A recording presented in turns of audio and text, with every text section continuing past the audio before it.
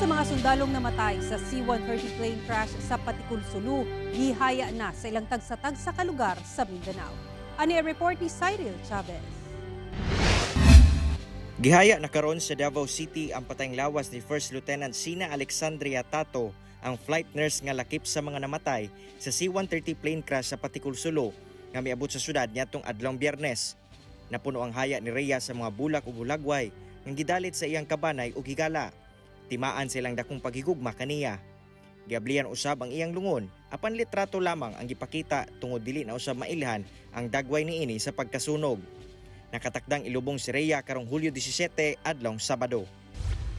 Samtang sa Maramag, Bukidnon, nakaabot na sab ang patayng lawas ni na Private First Class Mark Nash Lumanta o Private First Class Vic Monera sa ilang kabanay aron ihaya.